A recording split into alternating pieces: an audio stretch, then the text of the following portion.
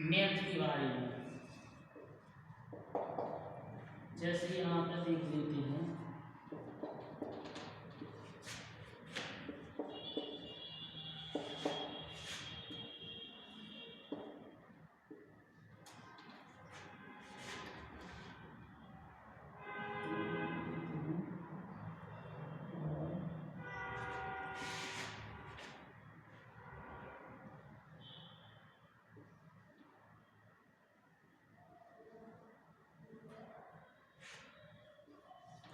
आज इस प्रकार के क्वेश्चन की बारे में देखी है।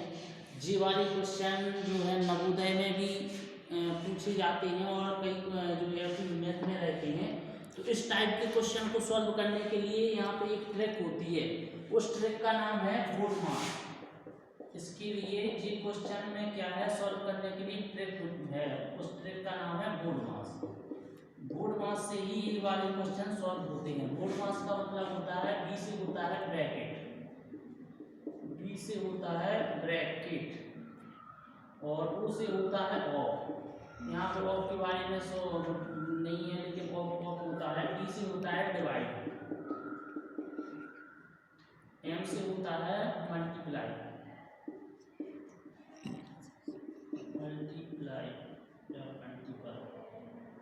ए से होता है ऐड, जोड़ना। एस से होता है सब्सट्रैक्ट, सब्सट्रैक्ट यानी घटाना। इसको जो फुल फॉर्म तो सबको आता है, इसका मीन समझना चाहिए। सबसे पहले देखो इसकी यहाँ पे, और अच्छा क्वेश्चन जब हाई लेवल का पूछा जाए तो वहाँ पे भी आ जाता है। भी का मतलब होता है बार। यहाँ पे जो बार होता है, यहाँ पे बार आता है एक प्रकार का। ऐसा किसी संख्या के ऊपर ऐसी लाइन खींच दी जाए तो वो बार कहलाता है। यहाँ पे उसका जिक्र नहीं हुआ, कि हार्ड लेवल में पूछा जाता है। तो अभी सिर्फ जो नॉर्मल के लिए है तो वो यहाँ पे ब्रैकेट इतना कह सकते हैं, लेकिन आपको याद रखना है कि जब भी कहीं पे भी और एडवांस लेवल में क्वेश्चन पूछा जाए तो वहाँ पे भी यानी बार, जो बोडमास है वो भी से स्टार्ट किया जाता है, क्योंकि भी का मतलब यहाँ पे बार होता है, बार। तो ये बार का भी यूज होता है, लेकिन सिंपली क्वेश्चन पूछा जाए तो वो यहाँ से स्टार्ट हो जाते हैं बोडमास। बी का मतलब ब्रैकेट, जो ब्रैकेट है में कौन सा ब्रैकेट सबसे पहले सॉल्व होना चाहिए, ओ का मतलब ऑफ होता है, हिंदी में का भी होता है, मल्टीप्लाई जैसा ही होता है। टी का मतलब डिवाइड होता है, डिवाइड यहाँ भी समझे जे वाला। मल्टीप्लाई का मतलब जे गुणा वाला, ऐड माने जोड़ना, और एस सब्सट्रैक्ट माने घटाना। तो जे वाले इसमें किस क्रम से सॉल्व होते हैं, ये नहीं कि आपने यहाँ से स्टार्ट किया होता है लाइन से सॉल्व करके जाओ, तो ऐसे सॉल्व नहीं होती ये वाले क्वेश्चन। ये वाले क्वेश्चन इस ट्रिक वाले इस शॉर्ट इससे सॉल्व होते हैं। जो बोडमास जिसको आता है वो सॉल्व कर पाता है ये वाले क्वेश्चन।